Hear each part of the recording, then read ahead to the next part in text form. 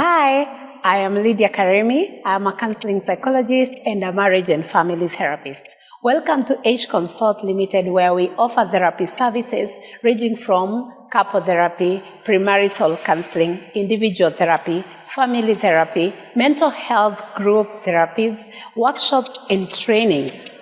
We talk, you heal, I don't judge. Visit us at the Spa Mall, Vicar Road. Our offices are on the second floor, room number 18 or S21. We look forward to seeing you. Get our contacts on the screen. See you soon. Coming up on the Rawder Kidula Show. And, those days we'd poke each other on Facebook. So I asked, I was joking. Well-meaning relatives and friends really questioning, like, why are you leaving Dubai to come and get married? And people asking me, what does this guy do? And those were difficult questions. Yeah. So, but I also called him and I told him, because I needed him to know what he was signing up for. So now when we got married, we also consulted different gyners. And some gyners were very kind.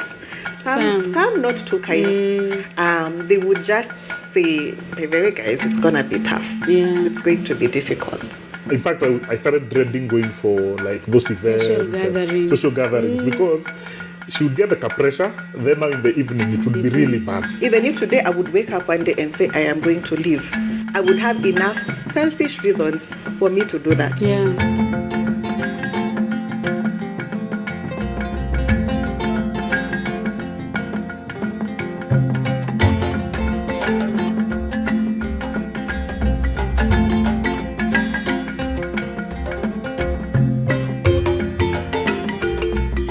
This is the Rodah Kidula Show. Hello there and welcome back.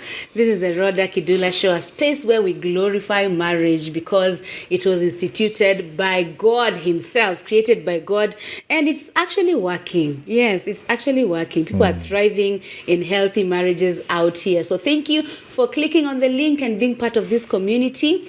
Before I introduce today's amazing couple, I want to acknowledge the AK Studios, that who is in the house, in the building. If you need photography, videography of any kind, reach out to JK Studios. And we are at H Consult, Lydia Karemi's therapy space.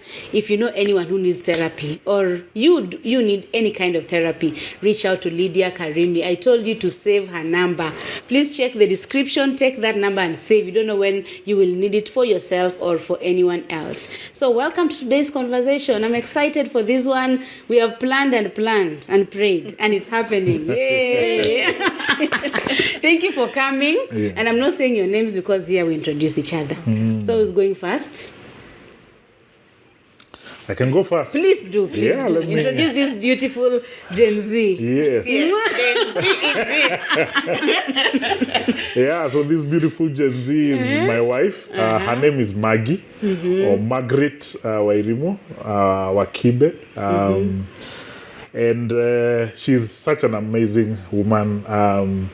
She loves life. She enjoys, being there for her family and her friends. She's such a delight to be around. If you know Maggie, you know she loves fun, and so I get the privilege of having that fun at home, at least for about the last 10 years. In the next couple of weeks, to be 10 years. She's a mother of our two beautiful girls. She's a second born in a family of 3. She grew up in Thika and many other places. She's she's grown up in many other places, but largely in Thika, and that's where still her parents live to date. And professionally, she's a tour consultant, and she's been in this for a number of years. And recently she started something very exciting. She began her tour company. Wow. So she manages a company called Curated Tours, where she just plans trips, group trips for people and individuals, and also for organizations. She is also a believer in Christ. She's a follower of Jesus Christ. I can attest to her testimony that she loves the Lord, and because of that, so she serves also when she's not working, and being an amazing wife and mother, she serves. She serves in ministry with Bible study fellowship, and also at our church, at our local church. She's in the we serve together in the marriage ministry as PMCC facilitators, and also she's a retired Sunday school teacher. She's not I am retired. teaching my children. Yes, we don't retire. She has taken time off. She's still in the WhatsApp group of the teachers, so maybe she's just on sabbatical. She'll be coming back soon. Yeah, so that's a bit about my wife. Wow. Do you have a video for your tour company? Yes.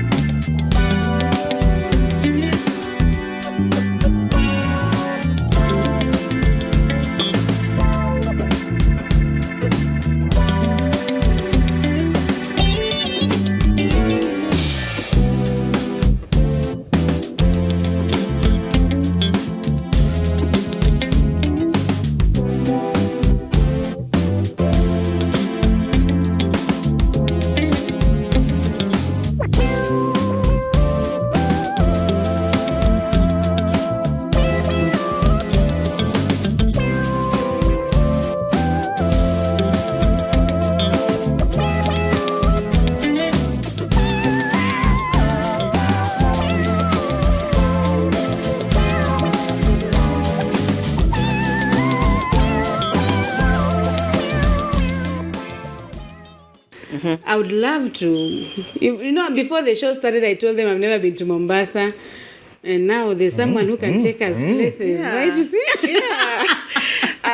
Fun fact, just recently we did a couple's trip to Zanzibar that was amazing. If we get an opportunity, we'll showcase just some of the Please. videos. Yeah. You took couples to Zanzibar? Yes. And you didn't tell me to tell them to come.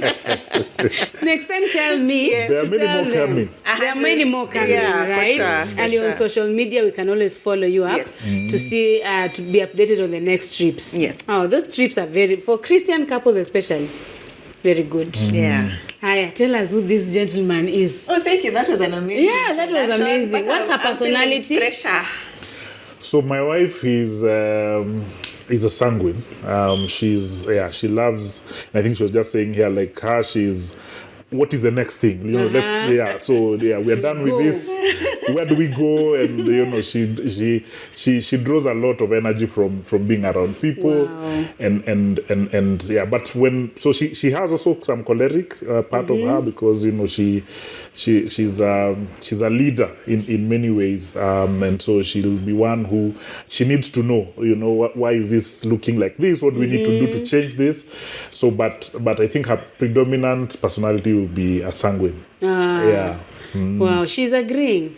Now, please introduce this gentleman. Wow. Okay. The standard. So this is how you see it when Yes, the you're being introduction. introduced. So go ahead. Looking very humble.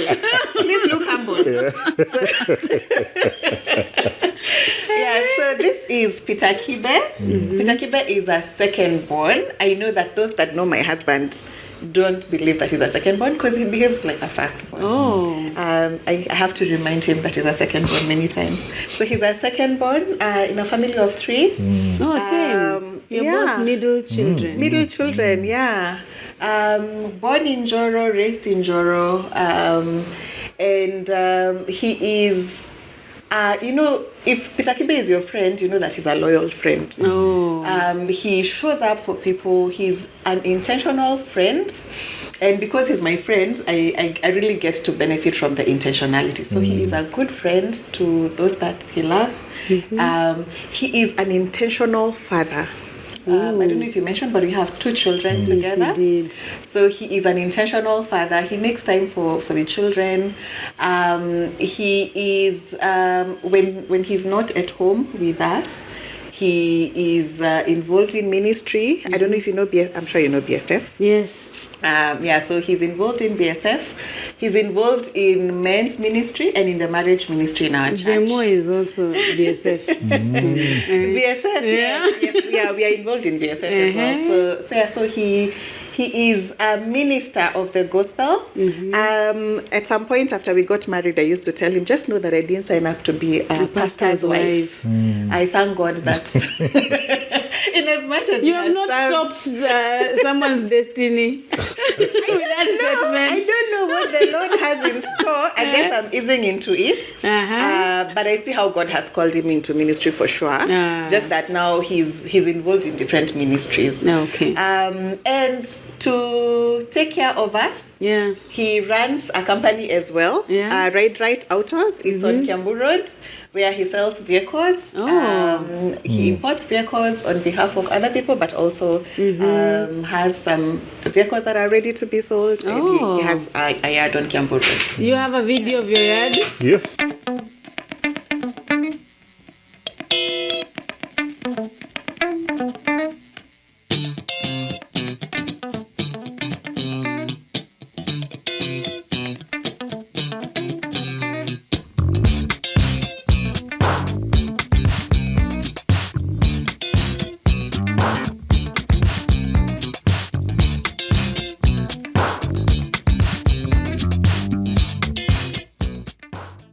That's my husband.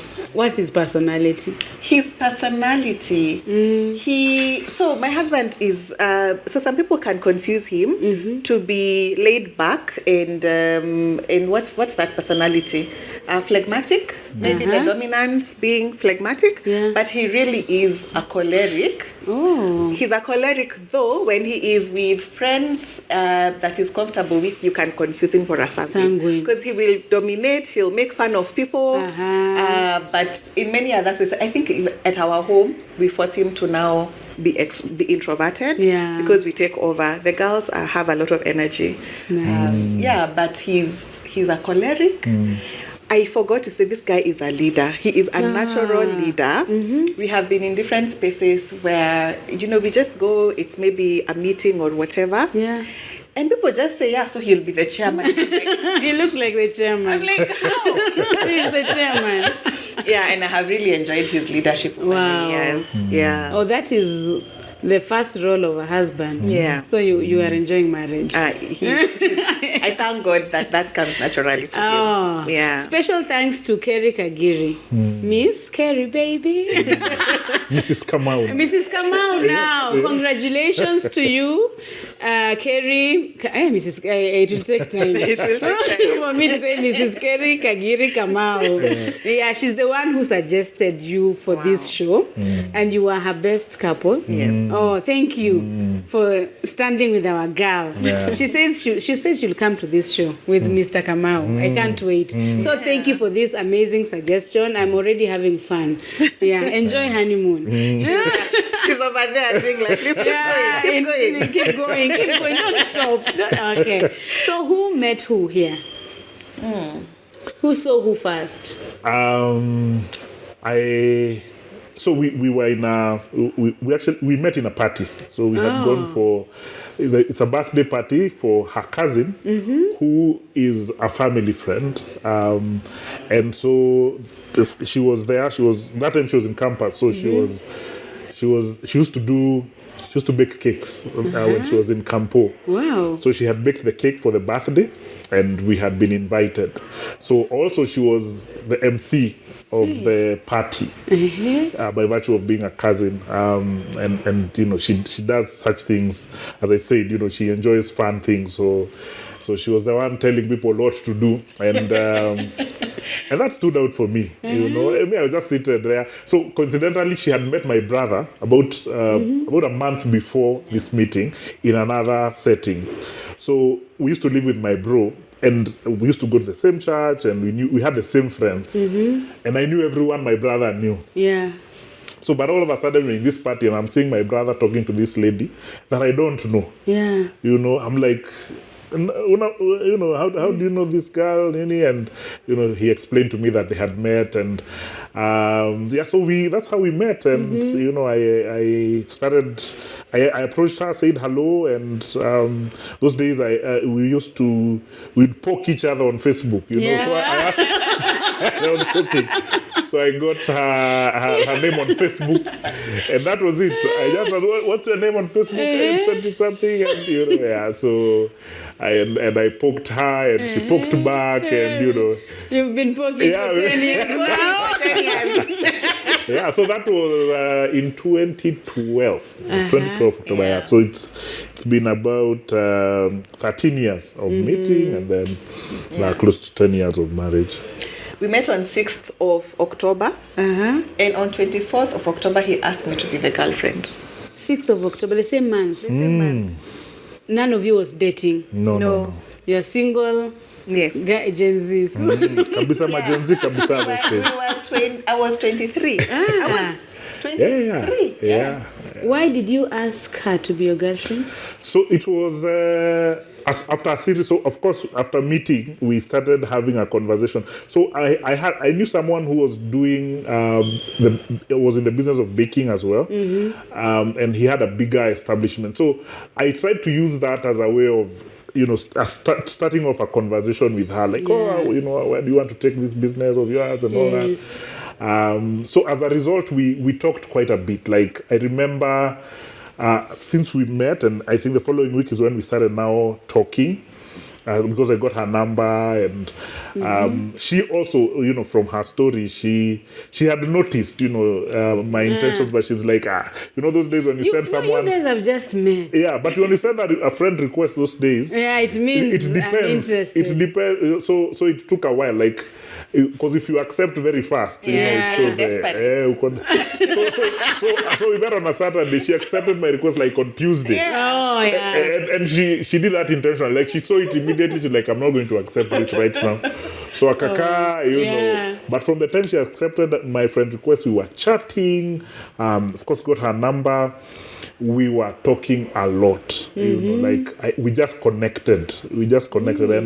And actually, for me asking her to be my girlfriend on the 24th of the same month, about almost like 3 weeks after, was because I felt like we were already in a relationship. We just need to define this and say, okay, by the way, what's happening here? But in all intents and purposes, I felt like we were already dating. We are enjoying. Yeah. She used to live in Kahawa West. I used Kahawa Wendani. She was in KU. So me, I used to live in Uthiru on Wayakiwe.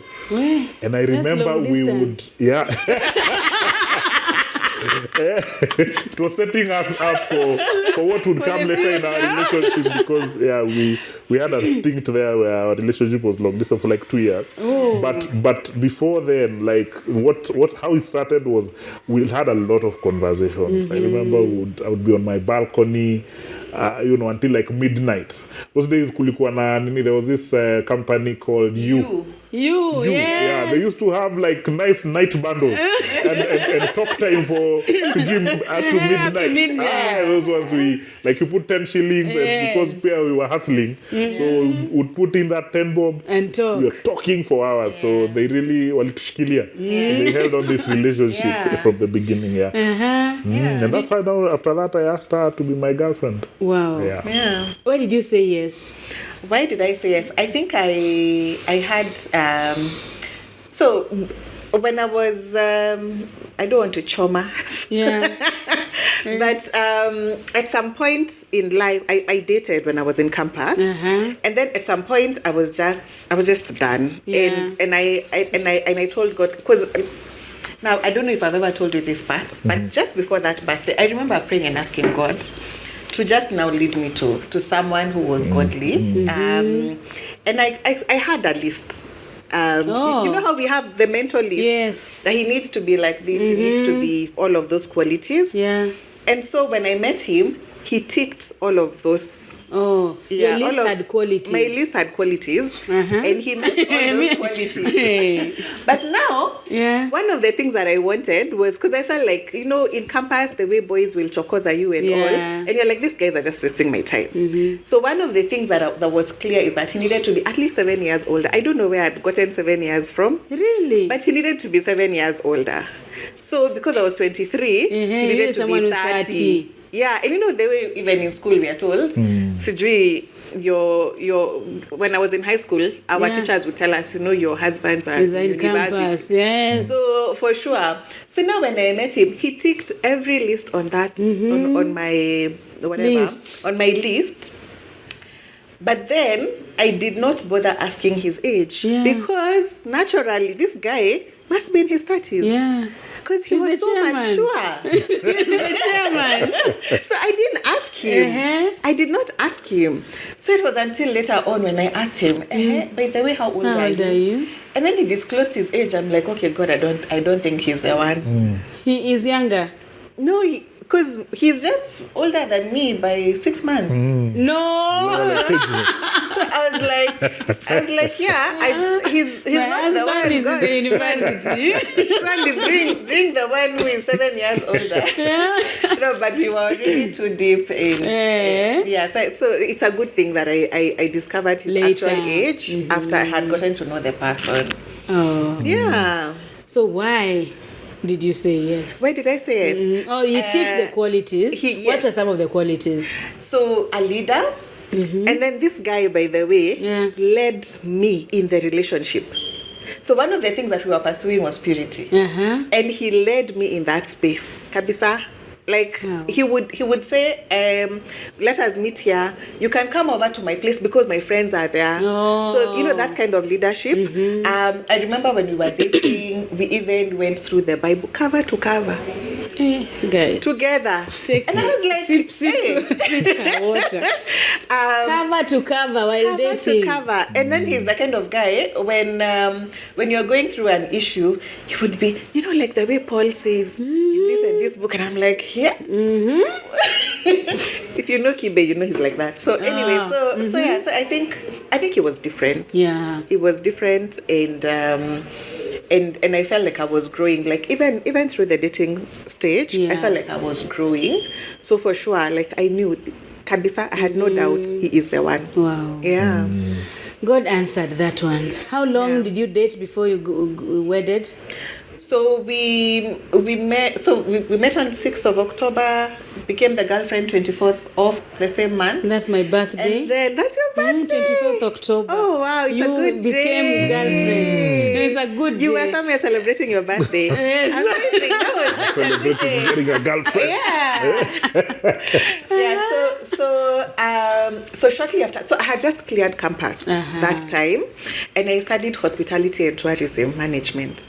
So one of my cousins told me, she had come for vacation from Dubai. So she told me, you know what, if you come to Dubai, there are opportunities there. Oh, yes. And then I have just met my boyfriend. Yes.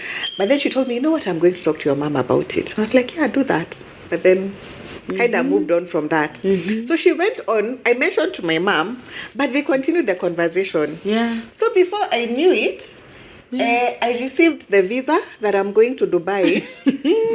I remember it was in December because you were in Word of Life camp. He was in camp, so we're just talking and I'm telling him, oh, by the way, I received my visa to go to Dubai. And it's like, Dubai? Yeah. Oh, relationship is over. So we were just like 3 months in.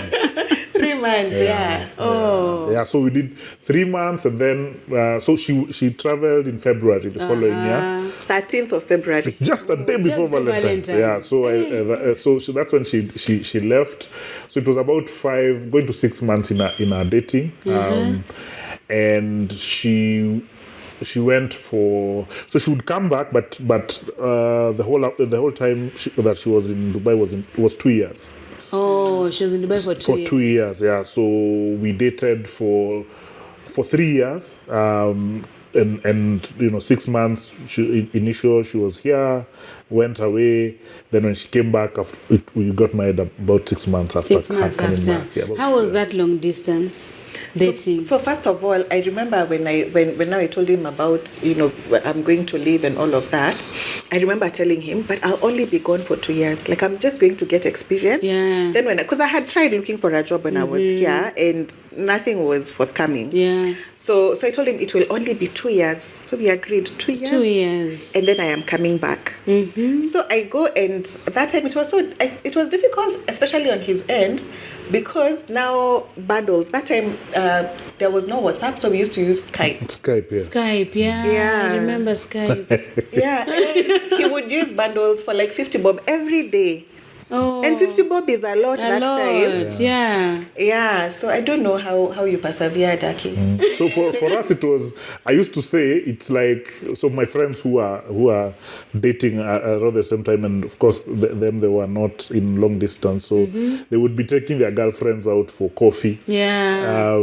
Or they go for lunch. So I'd say, okay, this bundles mimi ndio my thing. So I'll just invest in, the challenge was, of course, those days also because we were also still young and starting out work. Even that, you'd feel it's a stretch. But, we would talk a lot. In fact, when she mentioned about like going through the Bible, it was during that long distance. Again, she also talked about pursuing purity. We thanked God for being away from one another. The distance helped for sure, because we during that time, of course, there needs to be intentionality even when she comes back, because, as I said, every 6 months or a year she would be back. But being away from one another helped quite a bit. We also felt like we had deep conversations. We used to feel, even when she would visit, it would be like when she's away, we actually talk more and like deeper conversations than, when you're around, there are so many things to be done.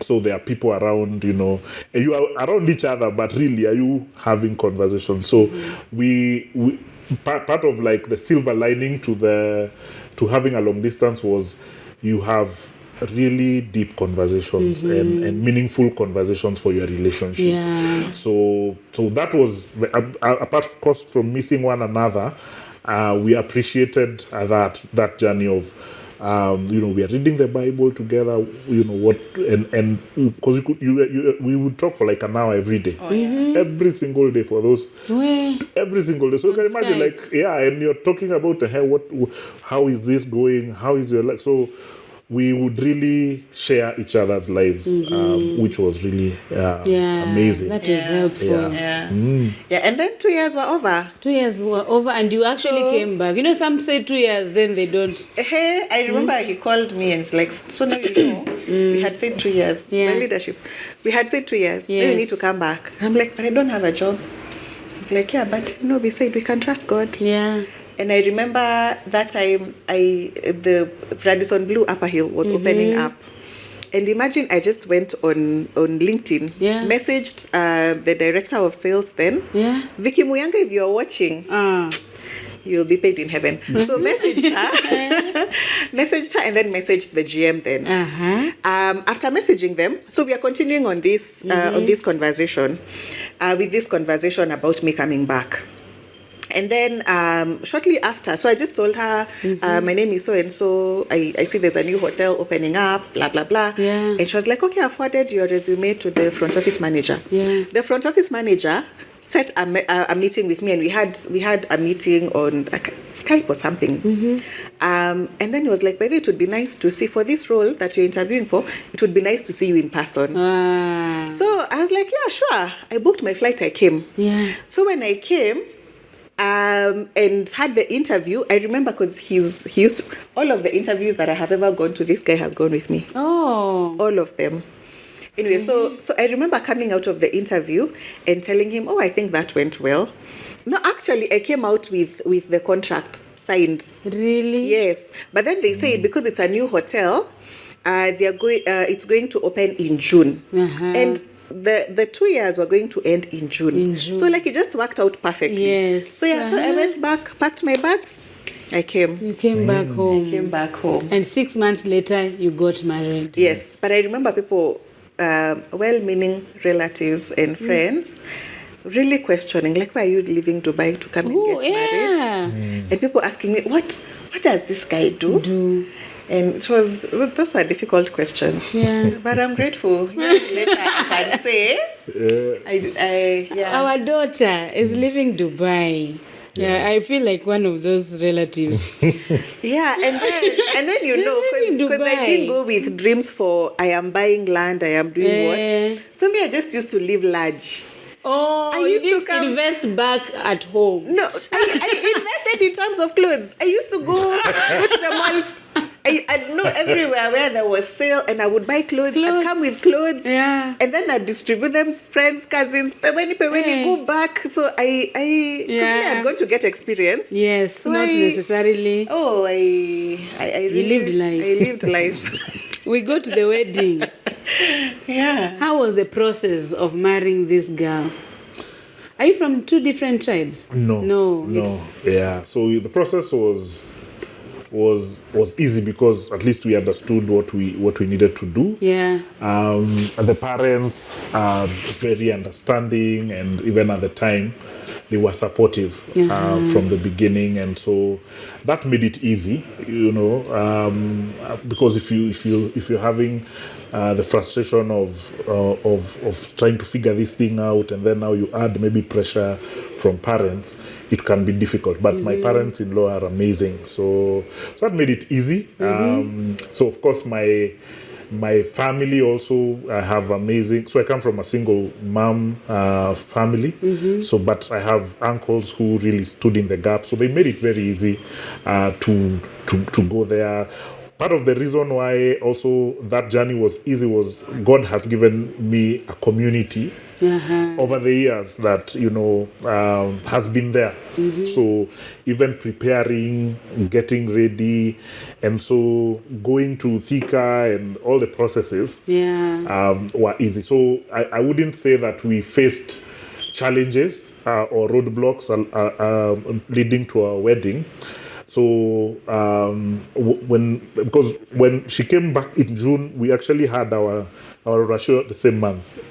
So the month she came back, I think about 2 weeks after she came was when we had our Rodah. We had an introduction the previous year when she had come for holiday towards the end of the year for family introduction in November. So we did Rodah, and 3 months later in September, that's when the wedding was. So it was I don't know what you'd say about. What would you do differently if you were to wed again? What would I do differently? No, I think I'm not sure if I would change. I think especially because when we were planning, we had so remember I'm coming back from Dubai in. I was to come back in June. And so like there's a way we had set our finances that between June surely and by September we were actually supposed to do our wedding on October 24th. No. Yeah, I know. Commemorating. Yeah, in honor of your birthday. My birthday. Yeah, so but then these guys told us, sorry, we have to push the opening of the hotel to September 1st. So because of that, it meant that now I have already closed shop, I have come. And the finances that he has, the job that he's doing and the money that he's earning, now he's taking care of me. Because I won't go to start burdening my parents. I was financially stable. But then now here I am, and So because of that, we were not quite set the way we had thought we would be. But then we saw people coming through, and really I think just God worked through people. And we ended up with a really beautiful wedding, which was not lavish. It was simple but very beautiful, and we really saw God.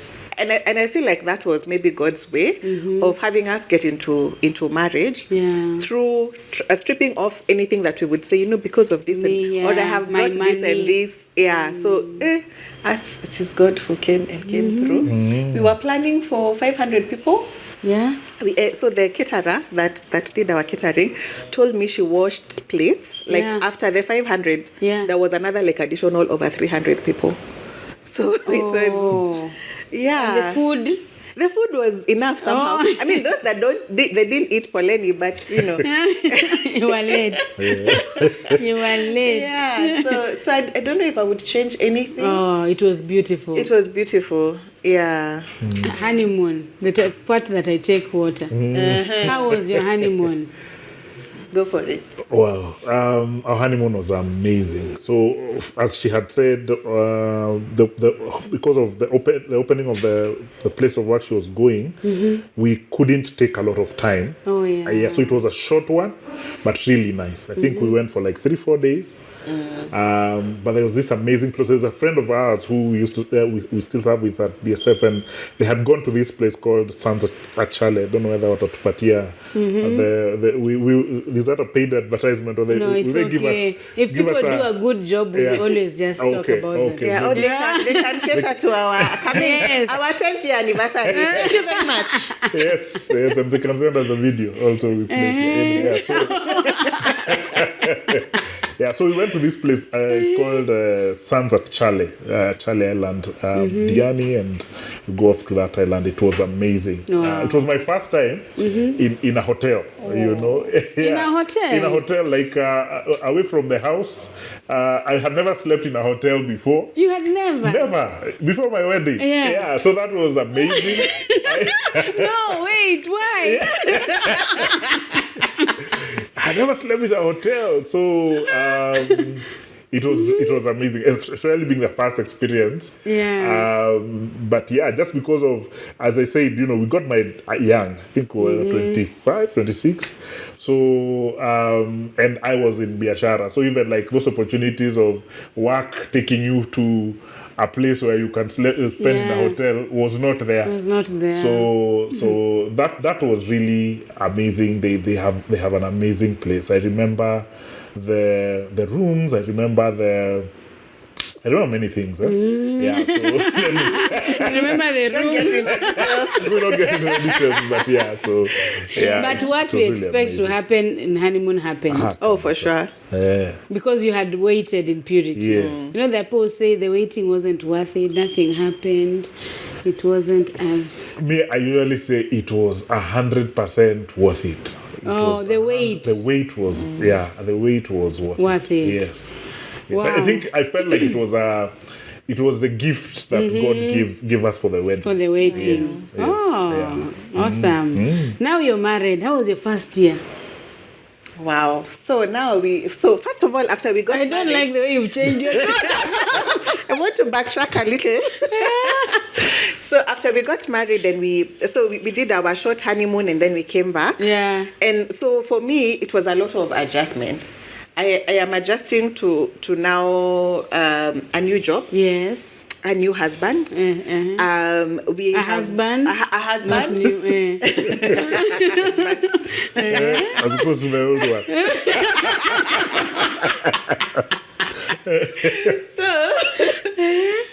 So after I came back, I was living with my parents in Thika. So now I was still adjusting to. Now we are living in the same house. Setting up while still working, that was a lot. Yeah. So I remember, I don't know,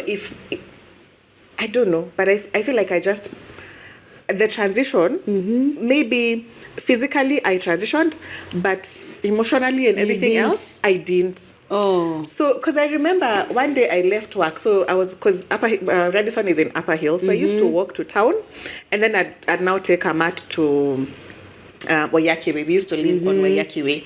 So I remember, I think it must have been the week after, I was queuing, because in the evening the matatus, you have to do a bit of a queue.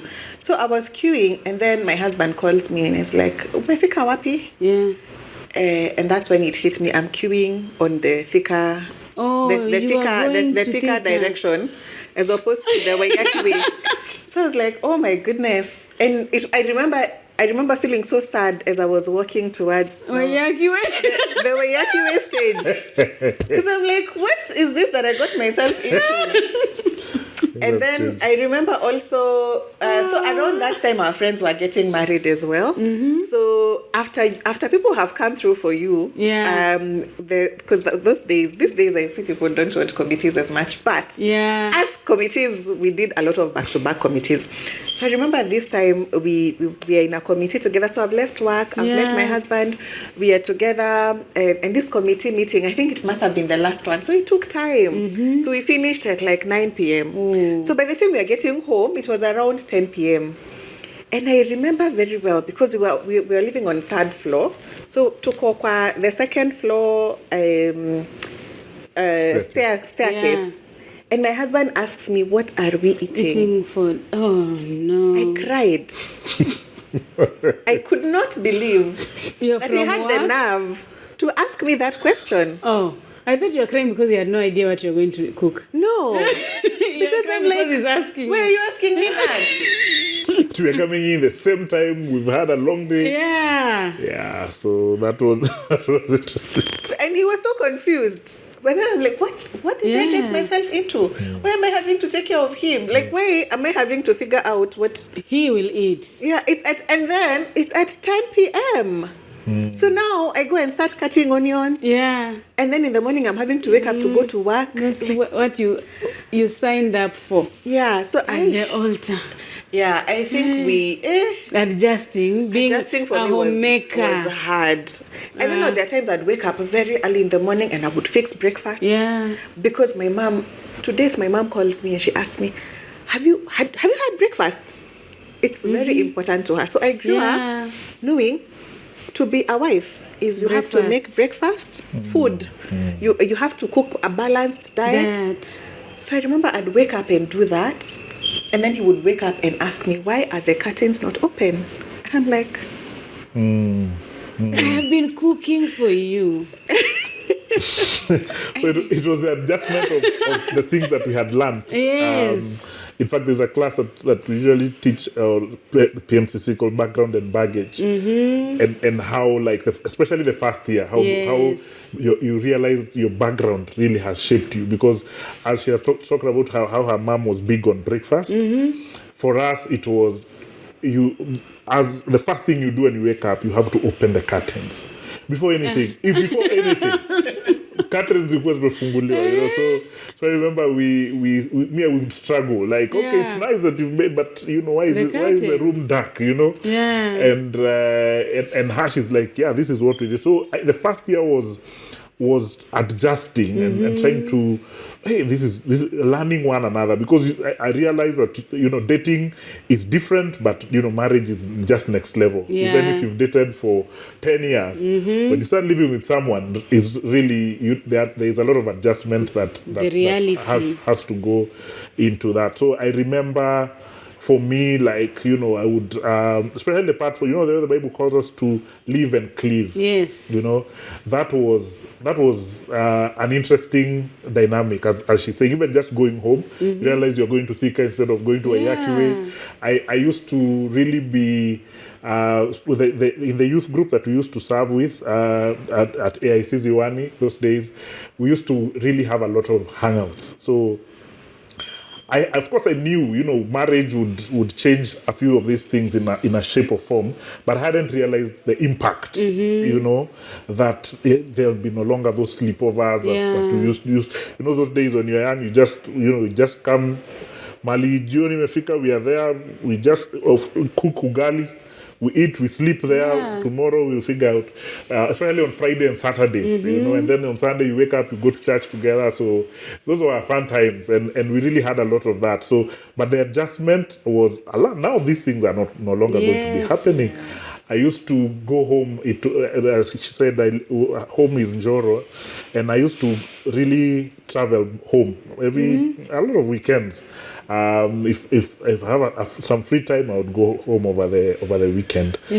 So this is not going to be happening anymore. Not because she's not. She doesn't enjoy, but also now there's another family all together. We have things that we need to do together, and other responsibilities. So that first year was adjusting. And figuring out, now how will life look like? Or she doesn't like this.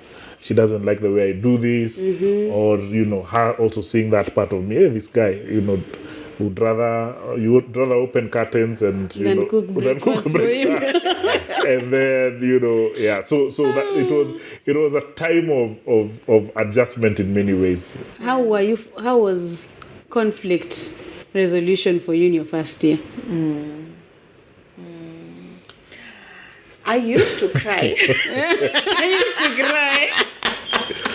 You have cried. You crowed. I crowed.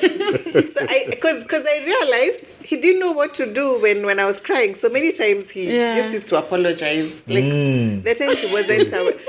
It was a manipulation, I wouldn't know what to do with tears. So I'm like, how do I handle this? So okay, so you realize, and many husbands would know this, where you apologize. You apologize when you are the one who's wronged, but you're like, so that there is peace in the land. So let me just Pole. I'm the one who actually said this the wrong way. I know what you meant was this. So we had a lot of that, but also now what that would do is you start being resentful because you're like, so, why am I? When you sit down, you're like, okay, so there is peace now, but is there really peace? I don't feel okay. I did feel hard. The marriage is not okay. Yeah, the marriage is not okay. She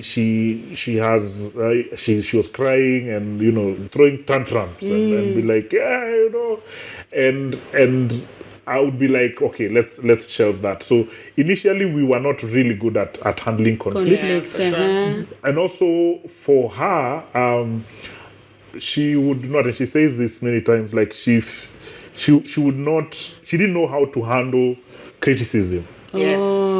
Yeah. So and I also didn't know how to, when I want to criticize, I didn't know how to do a positive kind of criticism where you're like, okay, how about we do this? It would be those ones who, no, nakuanga, why do you do this thing? You always, and it's just once, you always say this, so, and many times, when you say it offensively, it will be received defensively. Someone will be like, okay, so this is how I'm going to also respond to that. So we struggled with that, and even the other way around, because she would tell me something and, hey, you need to change this. Yeah. And I would now go into defense mode. Yeah. So we would end up not really solving an issue as we should. Yeah. How many years did it take you to realize that tears don't work? Soon enough. Because you see now, if you don't resolve an issue, it will still come up, right? Yeah. So, but I'm grateful for. I think for me, when we started serving in PMCC, premarital counseling. So when we started serving, we started dealing with different topics. And for us, it was very selfish because we needed those classes for ourselves. So that's when we started realizing, oh, wait, okay, so when handling conflict, so these are the ways to do that. And it caused us now to get into reading books and to listening to to different authors and just people that are passionate about marriage, Christian content, and realized, oh wait, and so when we started applying now that in our conflicts, we found, oh okay, wait, actually every time that my husband is correcting me, it's an opportunity for me to grow. I also think one of the things that has helped with the area of conflict is self-awareness. Background and baggage, also realizing why do I want to just run to tears so that he can come on my side? Where does he show up? Why is it that every time he gives me feedback, I feel attacked and I want to go on the defensive? And some of these things just stem from how you were disciplined as a child. Maybe some of the things that you have always fought to say, but I'm not like that, or like it's a lot to unpack. So I think also with self-awareness came, and also just acknowledging, because I had a difficult time acknowledging that I was wrong. Me. How can I be wrong?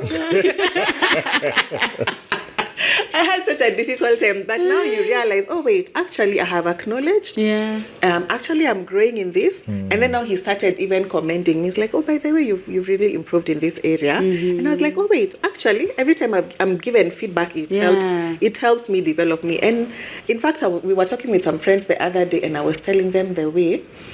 And I don't know, maybe it's a human issue. Because me at work, if I'm given feedback, I'm like, I see how. I'll be there reasoning with my boss. I actually see how I will improve. Yes. I will make sure. And you intentionally work hard to improve on that. I even draw a map. This is the road map. I will do this. So that's now with him. I'm like me. Why? Why? Yeah. Where journey? So that for sure for me has been an area of growth. Yeah, for sure. Why is it like that? I don't know. We are kinder to strangers. Yeah. We are. We need to work on our marriages. Then babies came. How long did it take you? I have a gift for your teen daughter. Sorry to interrupt the conversation. My name is Rawder Kidula, and I present to you this book for my beautiful teen girl. It's a gift challenging the teen girl to have godly values. It talks about many issues that they go through and inspires them to be better teens. See details on the screen of how you can get it. Thank you. So I remember 1 year before we got married, I was still in Dubai. And one day I felt dizzy and I felt something is off with me. Yeah. And I asked for permission and I went to hospital. By the way, the whole time I was there, I had not gone to a hospital to go. I didn't even know how insurance works, by the way. You know, when you're given those cards, you don't even understand what is insurance, what is this. So anyway, so the first time that I used the insurance, I went to hospital, went to a gyna, and the gyna conducted some tests and told me that I have a condition. I'll not go into the details, but told me that I have a condition and told me this condition might cause you problems when you get into marriage and are trying to conceive. Oh. So I remember after we got married, we went to different gynas. Now trying to ask. Did you give him that information before? Yes. I gave him the information and I also called my mom is a retired nurse. And my mom was very reassuring. She told me, don't worry about it. It's okay. And you know the way they go into even so and so. In fact, but now see, they have children. Don't worry about that. So I think she picked that and carried it in her heart. But for me, because my mom has reassured me, so I just moved on. Yeah. So, but I also called him and I told him, because I needed him to know what he was signing up for. So now when we got married, we also consulted different gynas. And some gynas were very kind. Some not too kind. They would just say, by the way, guys, it's going to be tough. Yeah. It's going to be difficult. Yeah. Yeah, so after getting married, so we have this information, and so we actually one of the gynas we went to, and before we got married, we were telling him, now we want us to guide us on how to do family planning and all that, and he was like, you don't have a family. What are you planning? So we were like, okay, we'll as God will direct and at His time. Yeah. So we were ready to have children from honeymoon. Yeah, from honeymoon. But that didn't happen. It didn't happen the first year. It happened now. I think the second year. And there was a series of trying out also still, because also we were visiting doctors, and at the time it was just miraculous, because at the time when we conceived, it was after celebrating our now in the second year of our marriage. We had gone into we had visited a few gynas, and there's a gyna who had put my wife on medication for some time. And she finished that. 3 months later, nothing. So we were like, so and she was also now getting, now at that time there's pressure now. Yes. You start going to events, and the ladies are like, everyone is like, not yet. everyone is unaona tu side eye, So there was like a pressure piling up. So both externally, but also internally. I didn't have the pressure.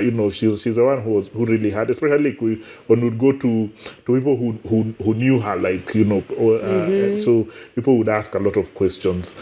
So I remember telling her, like, if God has desired to have children, we will, and so don't give yourself pressure. In fact, I remember she came back home with the medication. I told her, don't take this medication.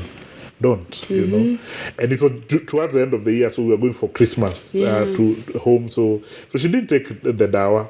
I forgot it. Yeah, so so me, I had told her don't take, but she's like, I forgot it. I'll still take the med, but God intervened and she forgot because she didn't know she was pregnant at the time. Yeah, like if looking back, if she had taken those dawas, there would have been it would have so we learned about that when we were at home. Aunties. Yeah, so when she just so there's actually a grandmother of mine who said, later she was saying, me I knew, and that time Maggie didn't know.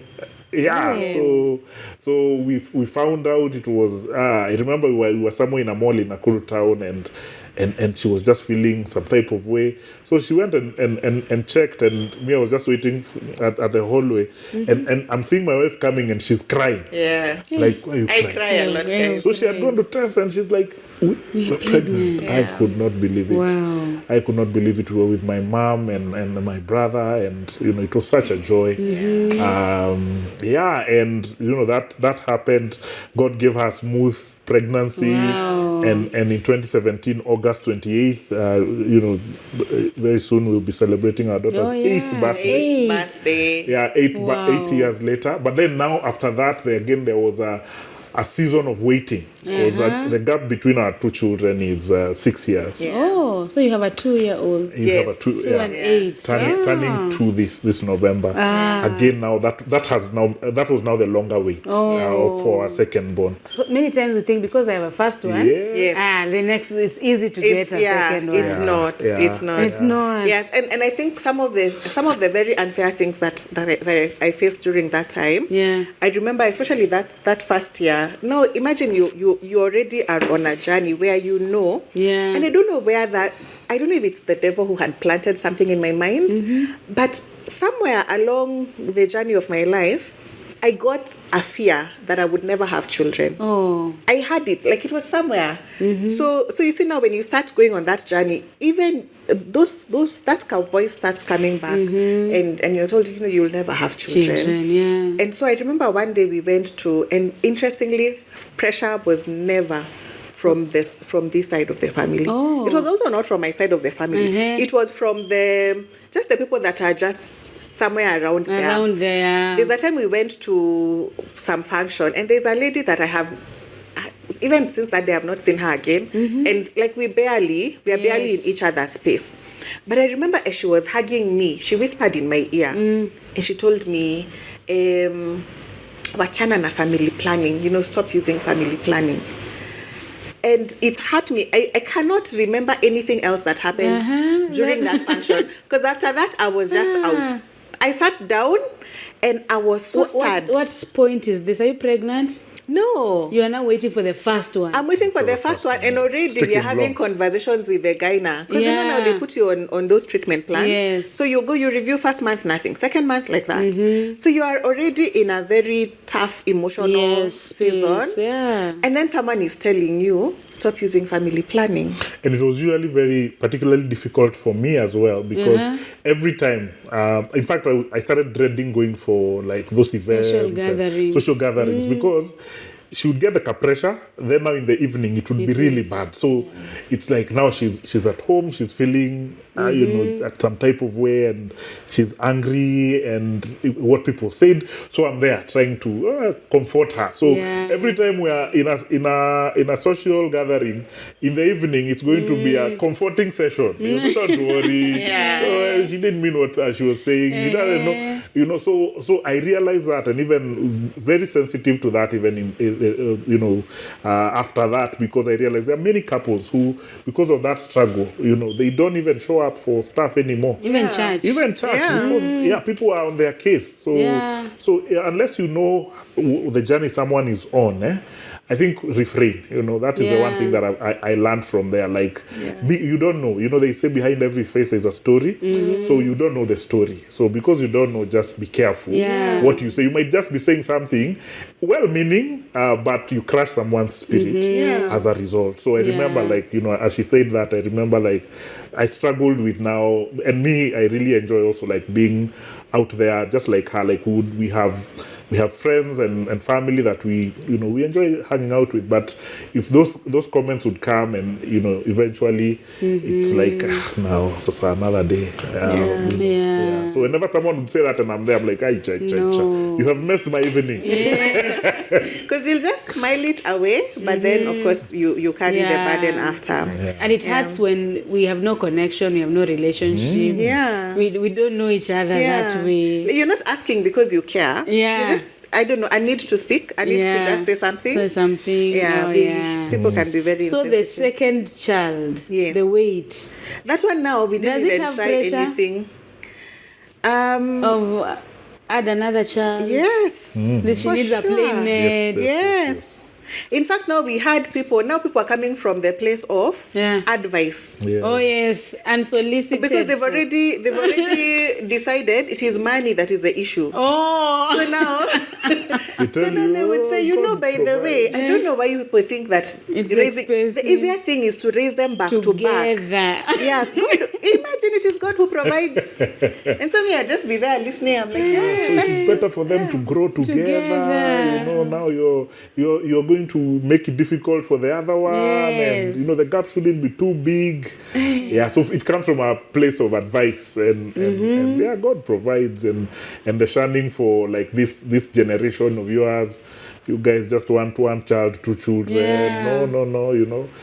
So that also happened quite a bit, but.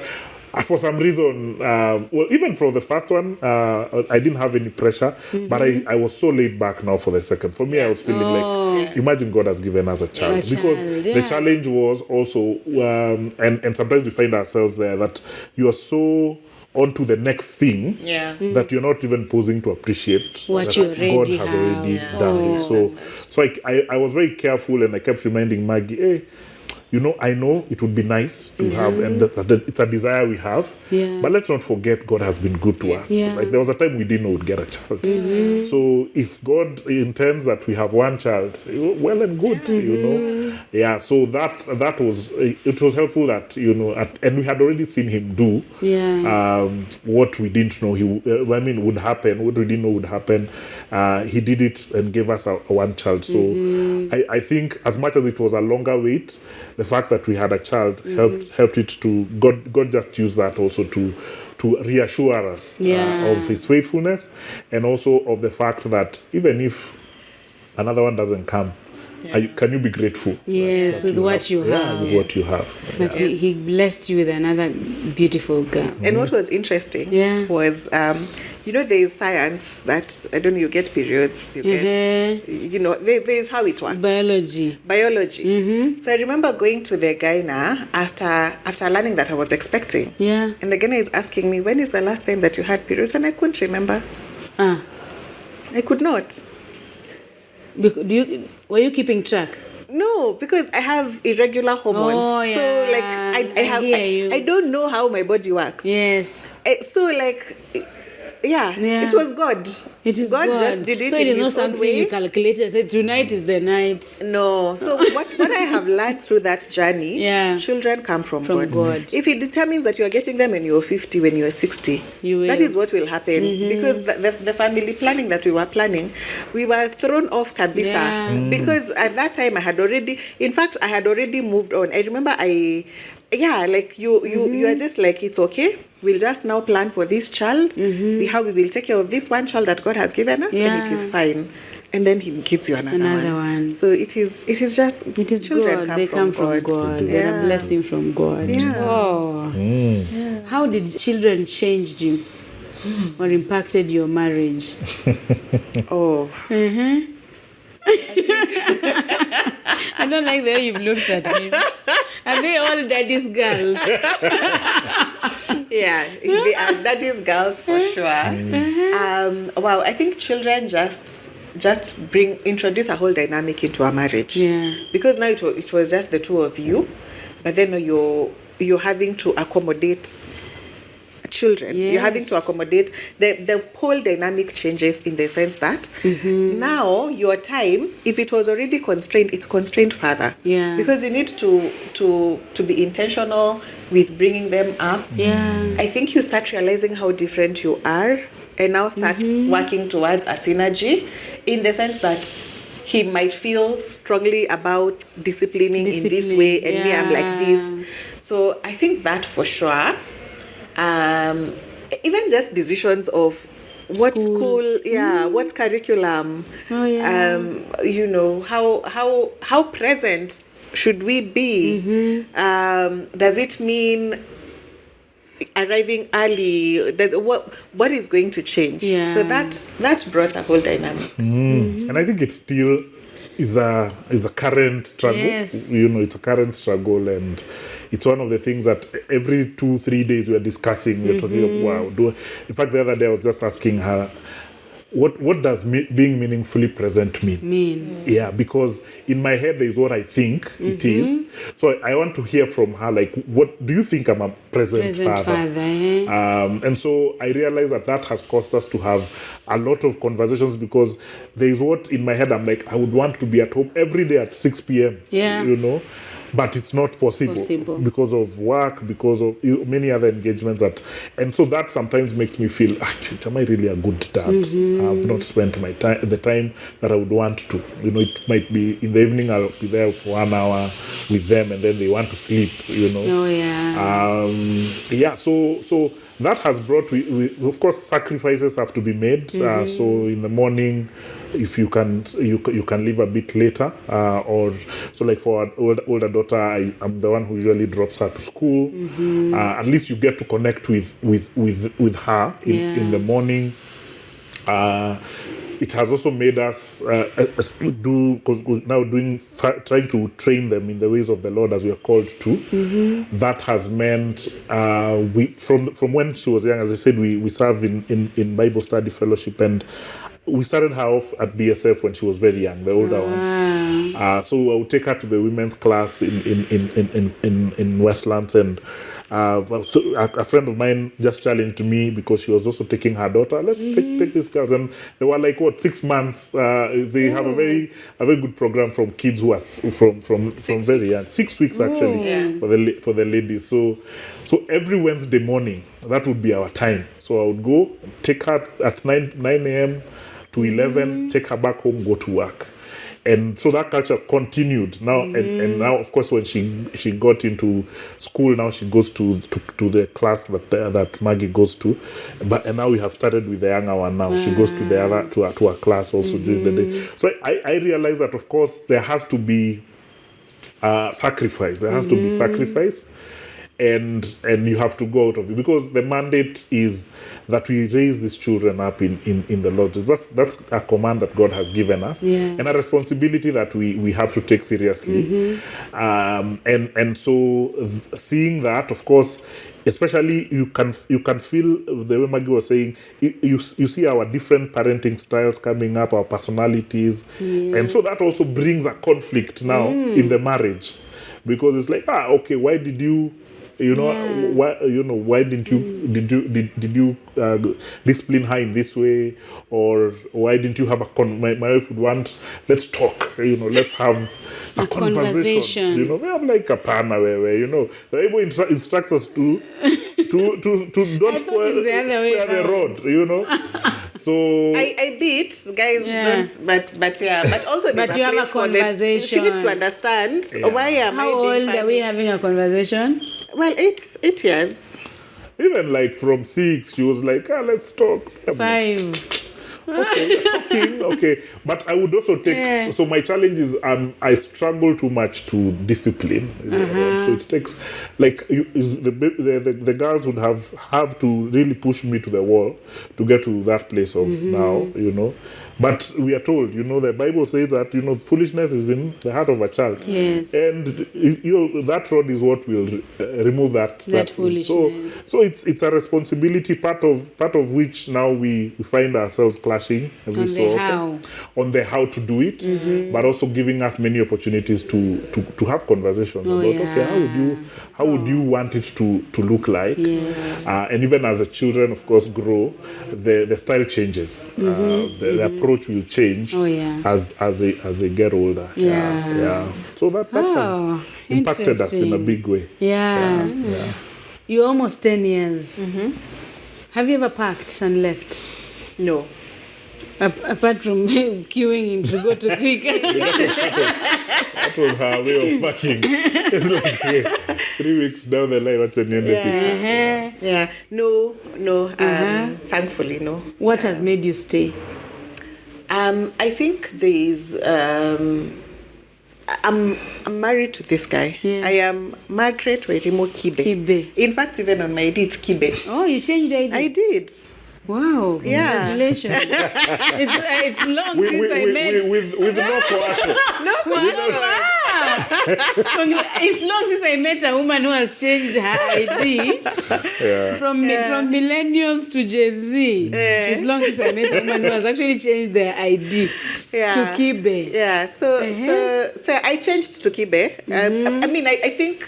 I'm not telling people that they should change. It's really personal. Yeah. But I think there's also something that happens. Like you're like, no, I am here. I'm here to stay. Unless he packs and leaves, I'm here to stay. So, and I know that again, there are different reasons why people pack and go. Yeah. But he has not given me a reason to. But even if he did give me a reason to, like marriage, we need to. I don't think there's anything that people can't resolve. And because there has been intentionality, and he's my friend, there are times that we are even angry at each other, and I find a funny meme, and I'm just like, Sasa, do I send we resolve so that I share, because no one else will get this meme. It's making me laugh so hard. So no, I think I have not gotten a reason to stay. You're not looking for and a I'm reason. not looking for leave. it and to leave. And even if there was that reason, I believe that God would help us to resolve it. Yeah. So why haven't you left? Men nowadays leave. They don't pack. They just go. Yeah, I think it's what Maggie is saying. Like you're in a covenant. You're in a covenant, and this is what even when I listen to when guys are getting married, and the pastor is there and he's saying, marriage should not be entered into unadvisedly. Yes. Basically telling you this is not a joke. You're not going to like mjaribu as our pastor likes to say. You're getting into an institution that first was established by God Himself, and it's a covenant. In fact, the other day I was learning a bit about that. Like it's not a covenant that I'm entering into with my wife. It's a covenant with God. You and God. Me and God, and my wife is a witness to that covenant. And the same way, like it's Making a commitment to God. And so I think many times getting into that with understanding helps you to know, by the way, first of all, it is in honor of God. And many times when we're having a breakdown, or even when we're having challenges in our own marriage, we want to see how are we doing in our relationship with God. Because many times, like, I'll find, and we were just talking about it, I think over the weekend with some friends, we usually find that if we are not connecting with God, there's a challenge here. And so having for us one of the reasons why I think it's not because that we've not had issues that could cause me to decide you'll go. But it's knowing, first of all, I made a commitment to God. And this is God's child. First of all, like before she's my wife, like this is God's child. And so taking care of her, being the person that is meaningfully present and helpful to her is the calling that God has called me to, and the covenant I made to God that I'll do. And so first of all, because of that. Number two is, where are you going? You know, like if you are like out here, it's the same. Like, you know, like even if you go and you get another life and get another lady, challenges are the same. So you'd rather you'll find yourself back there. You'll get yourself back there. You realize. So you'd rather work on this one. And Maggie also mentioned something that we also enjoy is that we enjoy we have a friendship. So a friend usually is able to call you out and share frustrations and still stick through, you know. And so I think also that's something we really encourage couples, like invest on your friendship, you know, especially when because guys, you know, when guys are dating, there's butterflies and emotions, and you're like, I think this is what will, because I've seen guys deciding those ones are not there anymore, so I don't think we are compatible anymore and all that. And guys are divorcing on account of that. Like, they don't feel, you know, the vibe is not there anymore. But it moves from, and someone said this recently, and I thought it was profound. It has to get to a place where love moves from being an emotion to being a choice. You make a choice every day. You know that because I made this covenant, and because I made this commitment to you, I will live. I'll live here. I'm here. I'm here for good. There's a company that says it's Standard Chartered. Here for good. Here for good. Yeah. So till death. Yeah. So you're here for good. Here for good. Yeah. Now, is the waiting season the toughest season you've been in your marriage? No, we have had many seasons that have been tough. I remember I mentioned the way I started working, right off campus, and then COVID came, and I lost my job. And that was a tough season. And you know, first of all, I think when you lose your job, you start asking yourself, what is my what is it called? My identity. Is my identity, because you know we like asking each other. Yeah, what do you do? Hi, you're Rodah. What do you do? I stay home with my children, and then what else? Yeah, I stay home with my children again. You can see the countenance of the other person. You can see like how do we engage? So how? How? So I think I got into that season of wondering, okay, who am I? Who am I? You know, who really am I? Yeah. And just now the question of purpose and all of that, and also just like even when you're introducing yourself, I realized, by the way, I had gotten that identity of I work here. Yes. I interact with, so that time, because I had a job where I was interacting with prestigious people. Hey, the way you are saying so it. my story. The people. It was not the job. The people. The job was also okay, but the business. So now when you are stripped of that, then who are you? Yeah. But what was the question? I've lost. The tough season. So now the tough season is that now you are in this space where I'm at home. I have found myself here. And I know that I have not been called to be a stay-at-home mom, because let me tell you, it is tough. It is work. Being a stay-at-home mom, it is work. Like salute, it is. It is work. So for me, it became very clear very quickly that this is not my calling. I got frustrated. I was not able to keep up with it. Yeah. So that was tough. But I thank God for my husband, because he was able to support me. I remember our finances had gotten low. Yeah. But he told me, your nails have to be done, your hair has to be done. Can you imagine? Oh, I can't imagine. Can you, like, that was... Really? Yes. And I know that it was not easy on him. Yes. Because I knew how our finances look like. But he supported me. I tried many things. I've always been an entrepreneur. Like I used to sell cakes in campus. So I tried many things. I was selling bags.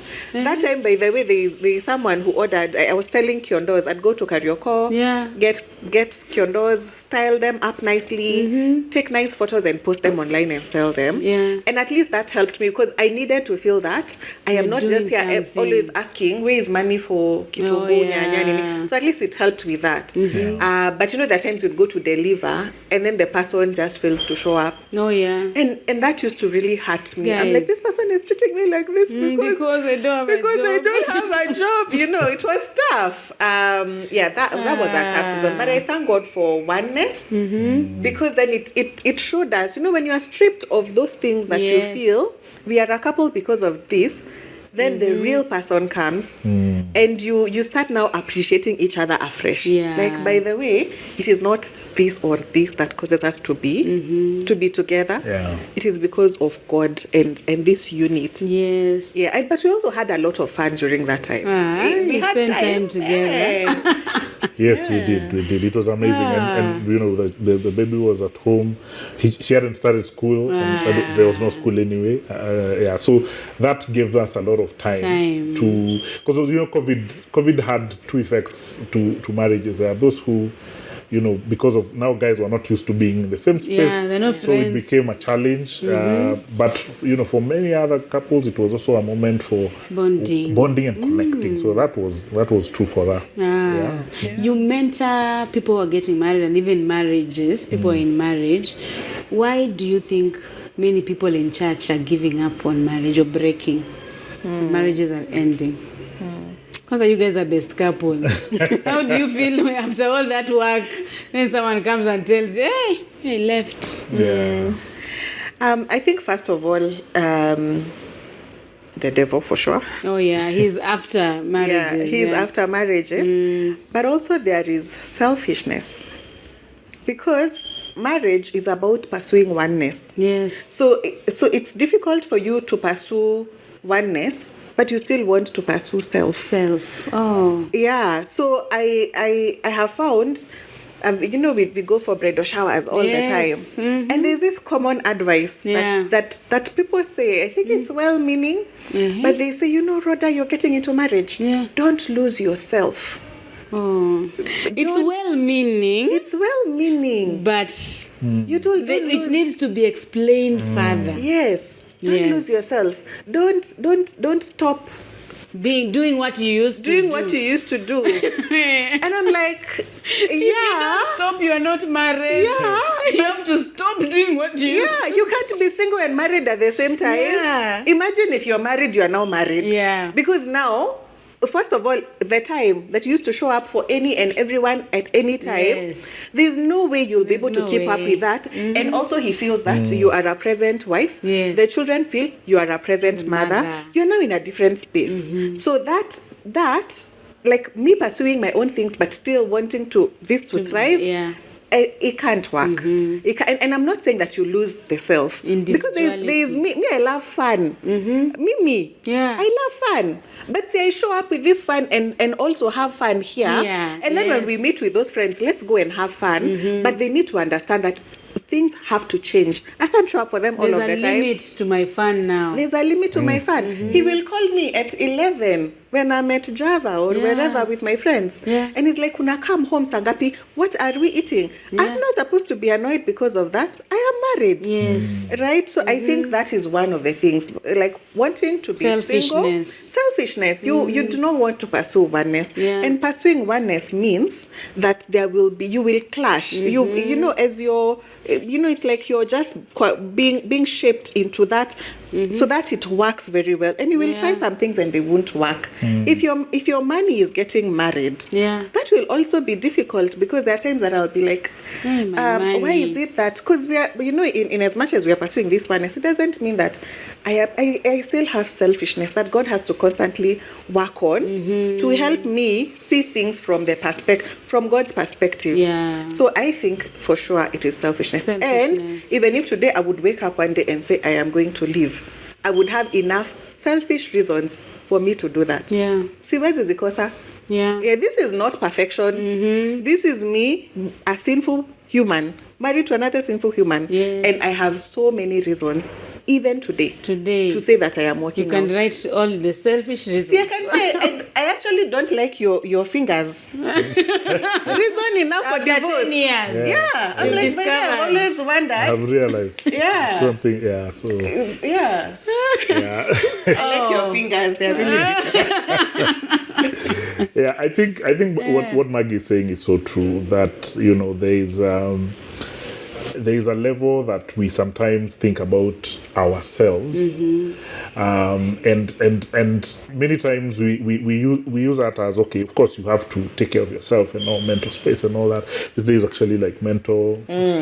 What do they say? Like you as long as you're happy, that so Do you. There's we are living in a Choose culture like you. people are pursuit. There's pursuit of happiness is what we want. So whatever makes you happy, Yes. and there are no guardrails. Whatever serves you. Whatever serves you. So it's about you, and the call, especially to marry in marriages, you give. So of course there's a way God's word is pushing you this way, and then the culture and everything is just and sometimes it feels like God's word is coming upstream, and the world and that's why even in the church, like people who know and love God, it's a challenge, because first of all, like, we really need to constantly ask, because even at the heart of every conflict we have, there's selfishness. Yes. There's a for sure. Like you sit back and you're like, yeah, I actually was thinking about myself. So, and now, and if it moves from that conflict in the house, it can be something you choose now how to move, whether it's going to end there or you'll solve it, or now it will be like, yeah, in fact, now even I remember the other time, I remember there was an uncle of yours, your grandmother, you start bringing everyone. Yeah. And it's like you do this, you always, what we were saying about earlier. So I think part of it is, and I mentioned that earlier, that again, it also just goes back to how are we doing in our walk with God? Yeah. How are we doing? Because there are times that I'll be angry, at my wife, and then I'm reading the Bible and I'm, husbands, be considerate. You are the fool in Proverbs. I saw that meme. You're reading it and you're like, is this describing me? Me. Like you read, you're like, husbands, be considerate to your wives. And that time, like, it's heated. Yes. Like, what does that actually mean? And so if we are to really take God's word, so for me, I feel like how our relationship with God is, and whether we are taking God's word seriously, will be shown by how also we live. Because remember, I usually remember this the story of Joseph and Potiphar's wife. Yeah. And of course the wife of Potiphar is pursuing Joseph, and when he's confronted, he says, how will I do such a thing and sin against God? So it's so profound for me that Joseph is not about Potiphar. How will my boss Potiphar take it? You will fire me. I'll be fired. That's like not even in his. It's like secondary. Yeah. The first thing is, how will I do such a thing and sin against God? Yeah. So for me, I usually wonder, like, hey, how will I speak like that to my wife? That is sin against God first. Yeah. So when I'm not really feeling this vibe with me and God, now it's like, so that shows up, and definitely, because marriage glorifies God in every way. It's the way that God has pictures the relationship between Christ and his church. Yeah. So everything that glorifies God is something that the devil fights. Oh, yes. Yeah, so he will use every arsenal, everything. That's why we usually see, like, even when guys are planning for weddings, there is just funny things are happening. You're like, Sasa, an auntie is saying something, Sijui, there's just some difficulty somewhere. Yes. The guy who was supposed to bring the car decides he will not bring, like those things, we are called by Paul not to be ignorant of the schemes of the evil one. So the devil is against what glorifies God, and because what marriage stands for brings joy and glory to God. It's one of the reasons why it is not going to be very easy. And part of what you are saying, like, a funny thing, someone out there will criticize you. You'll be fine. When it's your spouse, it's something else. I was remembering a time we used to have this banter with Maggie when, like, I'm driving to town. Yeah. And I want to go to Westlands, and so we live on Kiambu Road. So I want to go to Westlands, and Hash wants to go to town, and I find traffic at maybe Muthaiga. Yeah. So I'm like, no. So you do this, eh? You take a matatu here, and so that we don't take too much time in going to town. There's traffic. But if it was you, Rodah, and I'm giving you a ride, I'll be there in traffic. I'm like 3 hours. So you find that you're so kind even to people out there, but your spouse does not enjoy. And many people say, by there, there's a joke I read the other day. I don't know if it's true, but this person was saying how, like, it's a funeral, and people are talking about. So the guy, the husband has died, and friends and people who work with this guy are talking about, very nice things about this guy, and the wife is crying. The wife is crying. And someone says, wow, we can see how, like, you really miss your husband. Yeah. And the wife says, no, I'm not crying because I miss him. I'm crying because I wish I met that man you're talking about. I don't know that man. I don't know that man you guys are describing as this amazing guy. Yeah, so, like, people enjoy a lot of kindness of people. We give our best to the outside. There. Yes. Yeah, so we'll give our best to our workplaces and our friends and church. People know you as this guy. Yeah, but at home, many guys are like, wow.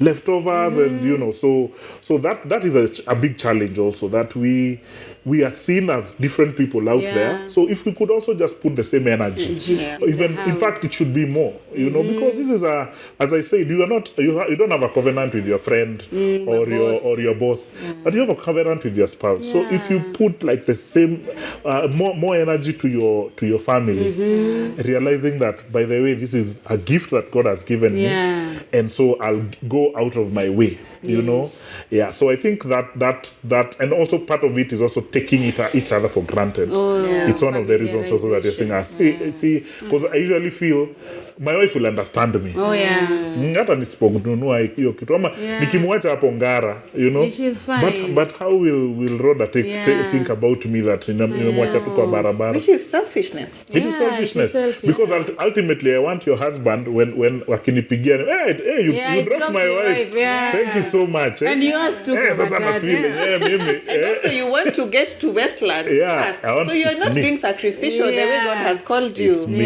So at the end of the day, it's up. And women were also accused of looking good out there. Yes. Exactly. Yes. Ana nyumbani nile T-shirt, Safaricom, yes. And you're also serving. Wamatangi delivers. Even in church, you want to serve everyone. But then at home, you're like, you go and warm the food. In fact, serve me. There is food in the fridge. Serve me. Even me, I can be served. Someone's child. We have to conclude. I need to know 10 years in marriage. By the time we'll be posting this, you'll be 10. 10 years in marriage. What is a lesson or advice you can give someone, a lady who is getting in, give Kerry, John, who is either just gotten in or planning to get in. Maybe something you were not told. Something I was not told. I think it is important to be self-aware, because when you are self-aware, it will be easier to grow. Because marriage is about growth. Yes. So this is one of the things that I wish I did earlier. Just knowing, taking time to know me, and taking time when someone gives you feedback, especially your spouse, ask yourself, is this true? Is there some truth? And where does this come from? Because when you get to unpack that, then you show up in that marriage in a healthier way. So just being growing through growing, allowing the marriage to grow you and growing through feedback. Yeah, because then you become a happier person. Yes. It will shorten those. No, Tensions. also when there's a lot of tension, surely, even your skin, everyone around you can tell. Everyone can tell that. Rodah, have you slept? No, it's just an argument. It's just an argument. Like it just we waste so much time. But yeah, like looking at conflict positively will ultimately help us to be healthier and to show up better in life. Because God has a purpose for us. So if I'm not showing up in the different spaces, if my daughter is experiencing the worst version of me, simply because I fail to look at myself in the mirror and be like, okay, what really is the issue here? And confront it. And I guess I've leaned more towards that because that has been the biggest struggle, or that was the biggest struggle. And then when I started that journey, I have seen how I have grown through How it. do you start that journey? How do you wake up and say, today I want to be self-aware? No, not Like, really. what do you do? Do you go for therapy? What should You come to Rodah Lydia. come to Lydia? By the way, even counseling. Yeah. Counseling is important. And I used to think when people were saying that everyone needs therapy, like people are just talking about therapy for therapy. Yeah. But it's true, like just show up and just talk to a therapist and try to understand yourself more. Yeah. Because also how God has created us is a gift that we bring into the world. So if you get to study every other area, like you're interested in medicine, in whatever, in hospitality, in tourism, every day you're growing in that area, but then you don't want to understand yourself. Because when you understand yourself, you'll understand these are my strengths. Yes. And if these are my strengths, what strength do I bring in the marriage? What strength do I bring at the workplace, in friendships? So understanding yourself is really important. So I think it begins from therapy, but also there are wonderful programs out there. I got to be a part of, this is again not advertisement, but this is Crucible. Crucible is a wonderful program. I'll not give a lot of details, but it's a wonderful program that is also done in Kenya. They did the first one for women this year in February, and I was a part of that, which also helped me in that journey of self-awareness. It's a Christian program, so it's a great program. So I think just taking time, and also every time that you receive feedback and you find that you have reacted in a way, when you stop and ask yourself, why am I doing this? And even processing it through a friend or even through your partner, it helps you to grow. To know so yourself. Opportunities are always there. It's just that sometimes we want to move past that, or we just fight around it, but miss the opportunity. Self-awareness. So 10 years, I one of the things I would say is don't sweat the small stuff, and this is to say that there are many things that will be done or said that you should not really give a lot of. You should not worry about. I feel like the example that we gave about curtains and breakfast.